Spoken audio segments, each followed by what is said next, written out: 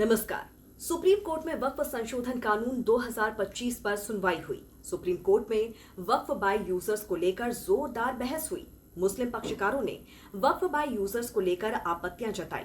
तो जानते हैं कि आखिर क्या है वक्फ बाय यूजर और क्या है वो आपत्तियां। संसद में वक्फ संशोधन बिल वोटिंग के बाद पारित हुआ और फिर राष्ट्रपति ने दस्तखत कर बिल को मंजूरी दे दी। सरकार ने इस बिल में वक्फ बोर्ड के गठन और संपत्तियों के रेगुलेशन को लेकर कई अहम बदलाव किए, जिनमें पहले से चली आ रही व्यवस्था वक्फ बाय यूजर को खत्म करना भी शामिल है। उनमें से एक है वक्फ बाय यूजर। वक्फ बाय यूजर का मतलब है कि ऐसी कोई जमीन जो पहले से मस्जिद, इमामबाड़ा या फिर कब्रिस्तान के रूप में इस्तेमाल हो रही है, तो वो वक्फ की संपत्ति मानी जाएगी, भले ही उस संपत्ति के दस्तावेज वक्फ के पास ना हो। लेकिन नए प्रावधानों के मुताबिक अब सिर्फ वही संपत्ति वक्फ मानी जाएगी जिसे औपचारिक तौर पर लिखित दस्तावेज या फिर वसीयत के जरिए वक्फ को सौंपा गया हो। ऐसे में उस संपत्ति के लीगल डॉक्यूमेंट वक्फ बोर्ड के पास होना जरूरी है। पहले से चली आ रही व्यवस्था में वक्फ बाय यूजर के तहत कोई संपत्ति जैसे कि मस्जिद, कब्रिस्तान या दरगाह अगर लंबे समय से मुस्लिम समुदाय द्वारा धार्मिक या सामुदायिक कामों के लिए इस्तेमाल हो रही है, तो उसे बिना किसी कानूनी दस्तावेज या ऐलान के वक्फ मान लिया जाता था। ये इस्लामिक कानून और भारत में वक्फ की पुरानी प्रथा का हिस्सा था, लेकिन लोकसभा से पारित हुए विधेयक में इस प्रावधान को खत्म कर दिया गया।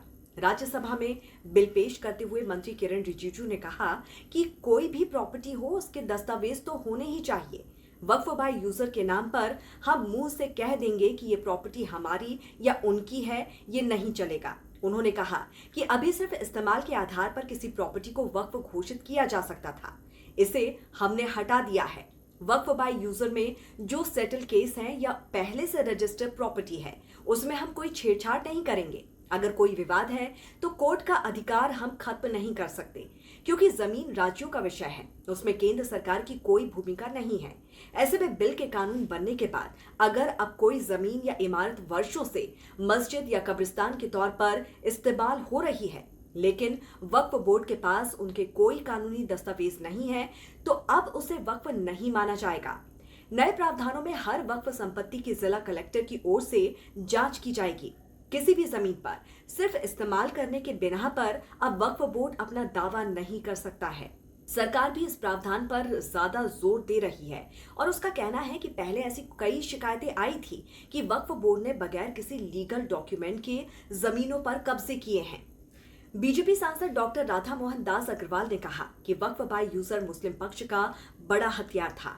किसी की जमीन पर कुछ दिन नमाज पढ़ने के बाद वक्फ बाय यूजर के तहत वो जमीन वक्फ बोर्ड की हो जाती थी। सांसद ने बताया कि तमिलनाडु में 1500 साल पुराने मंदिर को भी वक्फ प्रॉपर्टी घोषित कर दिया गया था। वहीं इस मामले में मुस्लिम पक्ष का आरोप ये है कि सरकार की नजर दरअसल वक्फ संपत्तियों पर है और वो इसे हथियाना चाहती है। मुस्लिम संगठन और विपक्षी दल इस प्रावधान को हटाने से काफी नाराज हैं। उनकी दलील है कि इससे मस्जिदों और कब्रिस्तानों जैसी जगहों पर खतरा पैदा हो सकता है, क्योंकि इनमें से कई संपत्तियां सदियों पुरानी हैं और दस्तावेजों के बगैर ऐसी जगहों को वक्फ संपत्ति से बाहर किया जा सकता है। इससे न सिर्फ मुसलमानों की इबादत गाह छिन जाएगी, बल्कि धार्मिक स्थलों को लेकर सामाजिक तनाव भी उत्पन्न हो सकता है।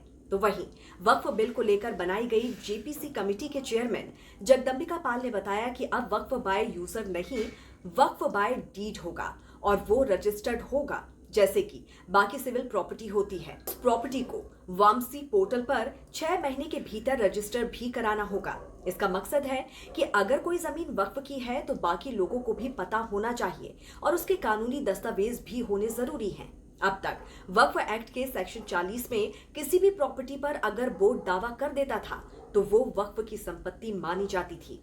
इसे अब खत्म कर दिया गया है। ऐसे में आपकी क्या राय है, कृपया कमेंट करके हमें जरूर बताइए। जुड़े रहिए राष्ट्रहित टीवी के साथ। नमस्कार।